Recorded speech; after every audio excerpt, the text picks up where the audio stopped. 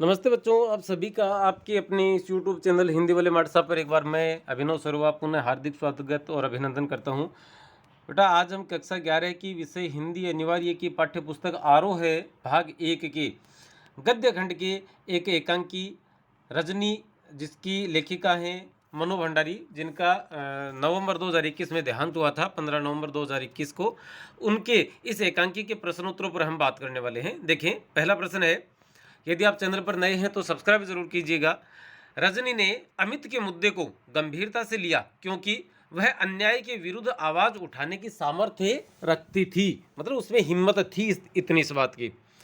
जब किसी दूसरा प्रश्न है कि जब किसी का बच्चा कमजोर होता है तभी उसके माँ बाप ट्यूशन लगवाते हैं।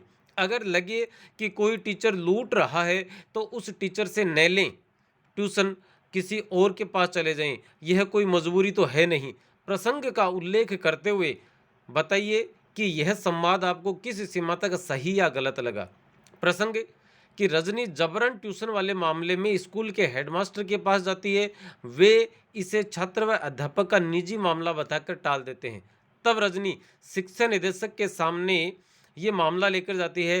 निदेशक महोदय भी इसे छात्र व अध्यापक का मामला कहकर टालने की कोशिश करते हैं। वे कहते हैं कि आपको लगे कि कोई टीचर लूट रहा है तो उसकी बजाय किसी अन्य टीचर से ट्यूशन ले सकते हैं।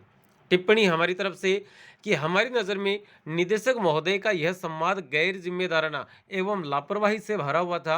वे बात को टालने की कोशिश करते नजर आ रहे हैं, जबकि विभाग का मुखिया होने के नाते उन्हें इस समस्या पर गंभीरतापूर्वक कार्रवाई करनी चाहिए थी।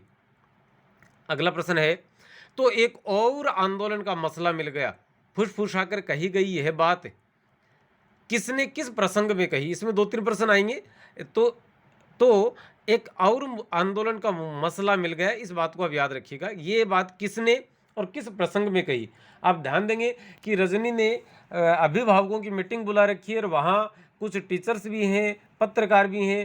तो जो प्राइवेट या निजी स्कूलों में अध्यापन करवाने वाले टीचर हैं, वे कहते हैं कि हमें इतनी कम मजदूरी मिलती है, इतनी कम तनख्वाह मिलती है कि घर का काम चलाना मुश्किल हो जाता है, तो हमें ट्यूशन लेना पड़ता है और हमसे ज़्यादा तनख्वाह पर साइन करवाए जाते हैं, कम दिए जाते हैं। तब रजनी कहती है कि आप मिलकर इसका विरोध क्यों नहीं करते? तब रजनी के पति कहते हैं, लो एक आंदोलन का मसला और मिल गया। तो देखो अब क्या है। यह बात रजनी के पति ने पेरेंट्स मीटिंग के समय रजनी के भाषण के दौरान कही। शिक्षकों के एक प्रतिनिधि ने मंच पर आकर कहा कि प्राइवेट स्कूलों में इतना कम वेतन मिलता है कि ट्यूशन करवाना मजबूरी हो जाती है। और आगे उन्होंने बताया कि उनसे ज़्यादा वेतन पर हस्ताक्षर करवाए जाते हैं और कम वेतन दिया जाता है।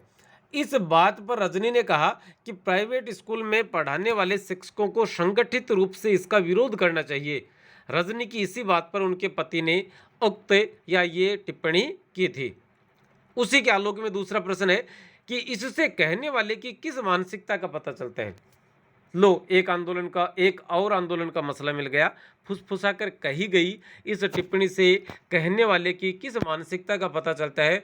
तो हम उत्तर देखेंगे कि इस कथन से पता चलता है कि रजनी के पति दूसरों के मामलों में नहीं पड़ना चाहते थे। अगला प्रश्न है, रजनी धारावाहिक की इस कड़ी की मुख्य समस्या क्या है? क्या होता अगर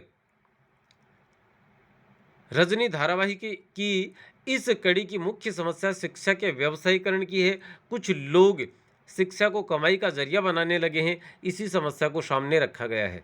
क्या होता अगर अमित का पर्चा सचमुच खराब होता? यदि अमित का पर्चा सचमुच खराब होता तो यह समस्या सामने ही नहीं आती, क्योंकि अमित तो बताता ही नहीं, और अमित तो बताता नहीं, उसके मम्मी पापा को नहीं पता चलता, और वो लोग 100 में से 95 96 की उम्मीद ही नहीं लेकर रखते। उसका पेपर खराब होता, 75 76 के आसपास रहते और उसके 62 72 नंबर आ जाते, तो बच्चे और घर वाले सब संतुष्ट हो जाते। तब रजनी यदि अमित का पर्चा सचमुच खराब हुआ होता तो यह समस्या सामने ही नहीं आती। तब रजनी इसे आंदोलन नहीं कर पाती और यह आंदोलन का रूप नहीं दे पाती तथा छात्रों, अभिभावकों व प्राइवेट स्कूलों में पढ़ाने वाले शिक्षकों का शोषण चलता रहता। क्या होता अगर संपादक रजनी का साथ नहीं देता? यदि संपादक रजनी का साथ नहीं देता तो उसका आंदोलन विफल हो जाता, जनता का साथ नहीं मिल पाता और बोर्ड के द्वारा ट्यूशन के विरोध में नियम भी नहीं बनाए जाते। पांचवा प्रश्न है, गलती करने वाला तो है ही गुनाहगार, पर उसे बर्दाश्त करने वाला भी कम गुनाहगार नहीं होता। इस संवाद के संदर्भ में आप सबसे ज्यादा किसे और क्यों गुनाहगार मानते हैं? यह कथन रजनी का है। हमारी दृष्टि में गलती करने वाला व सहन करने वाला दोनों ही समान रूप से दोषी हैं, क्योंकि अन्याय का विरोध न करने पर अन्याय व शोषण करने की उसकी हिम्मत बढ़ जाती है। यदि उसका विरोध कर दिया जाए तो उसकी हिम्मत ही नहीं बढ़ेगी, अन्याय वहीं रुक जाएगा, खत्म हो जाएगा। छठा प्रश्न है, रजनी की चारित्रिक विशेषताओं का उल्लेख कीजिए। रजनी पटकथा के आधार पर रजनी में निम्न गुण देखने को मिलते हैं। क्या क्या हैं? संघर्षशील नारी। रजनी संघर्षशील व धुन की पक्की थी, एक बार ठान लिया सो ठान लिया। अन्याय की विरोधी। रजनी अन्याय को सहने की बजाय उसका विरोध करने वाली स्त्री थी। तीसरा है हंसमुख स्वभाव। पटकथा के पहले ही दृश्य के आधार पर हम कह सकते हैं कि रजनी हंसमुख थी। वो कहती है ना कि मुझे तो और मिठाई की खुशबू आ गई थी और बाजार तो एक बहाना है, मैं तो रसमलाई खाने के लिए ही इधर आई थी। चौथा है आत्मविश्वासी एवं निर्भीक। निर्भीक का मतलब होता है निडर। रजनी का आत्मविश्वास अव्वल दर्जे का था तथा वह एक निर्भीक या निडर महिला थी। इसी कारण वह स्कूल के हेडमास्टर, शिक्षा निदेशक व संपादक से मिलकर अपनी बात रख पाती है और बोर्ड को नियम बनाने पर विवश कर देती है। तो आज की इस वीडियो में फिलहाल इतना ही। चलते हैं, अगले वीडियो पे मिलेंगे। तब तक के लिए नमस्ते, जय हिंद, जय भारत।